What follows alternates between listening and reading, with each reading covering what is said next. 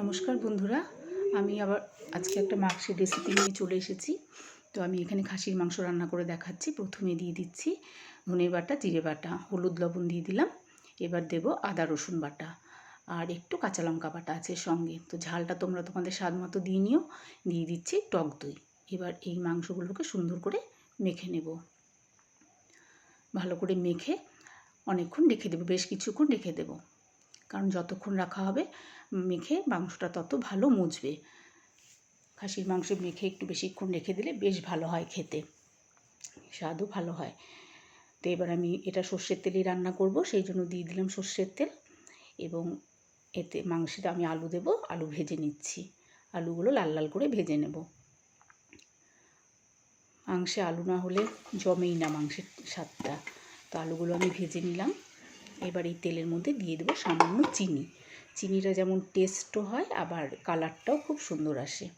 তো আমি একটু চিনি দিয়ে দিলাম। চিনিটাকে একটু লাল করে ভেজে নেব। চিনি ভাজা হয়ে গেলে আমি এতে ফোড়ন দিয়ে দেবো। তো ফোড়নে আছে হলো তেজপাতা, শুকনো লঙ্কা, গোটা জিরে, লবঙ্গ, এলাচ, দারচিনি আর একটা স্টার অনিস, সামান্য জয়িত্রী আর জায়ফল দিয়েছি। তো এই ফোড়নটাকে ভালো করে ভেজে নেব। ফোড়নটাকে ভেজে তারপর আমি এতে পেঁয়াজ কুচি দিয়ে দেব। দেখো ফোড়ন ভাজা হয়ে গিয়েছে। এবার আমি এতে দিয়ে দিলাম পেঁয়াজ কুচি। পরিমাণ মতো পেঁয়াজ দিতে হবে, মাংসর পরিমাণ আন্দাজে। তো আমি দিয়ে দিচ্ছি একটু লবণ। লবণ দিলে পেঁয়াজটা তাড়াতাড়ি মজে যায়। এবার পেঁয়াজগুলো আমি লাল করে ভেজে নিয়েছি। এবার আমি দিয়ে দেবো যেই মশলাগুলো দিয়ে আমি মাংস মেখেছিলাম, সব মশলাই একটু একটু করে রেখে দিয়েছিলাম। তো সেই মশলাগুলো এই মাংসের সঙ্গে ভালো করে পেঁয়াজের সঙ্গে মিশিয়ে নিলাম ভালো করে। তো এটাকে ভালো করে কষিয়ে নেব। দিয়ে দিচ্ছি একটু কাশ্মীরি লঙ্কার গুঁড়ো কালারের জন্য। কাশ্মীরি লঙ্কার গুঁড়োটা দিলে কালারটা বেশ ভালো হয়। মাংস একটু লাল লাল হলে দেখতেও ভালো লাগে। তো কষানো হয়ে গিয়েছে আমার মশলা এখানে। এবার আমি দিয়ে দেবো মেখে রাখা মাংস।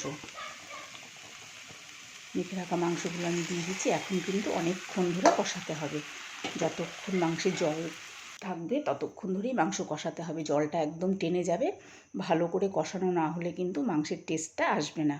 তো আগে যখন বাড়িতে রান্না হতো, ছোটো ছিলাম, যখন মাংস বসাতো উনুনের পাশে বাটি নিয়েই বসে থাকতাম যে কখন কষানো হবে, আর মায়ের থেকে একটা মাংস খাবো চেয়ে নিয়ে, কষানো মাংস।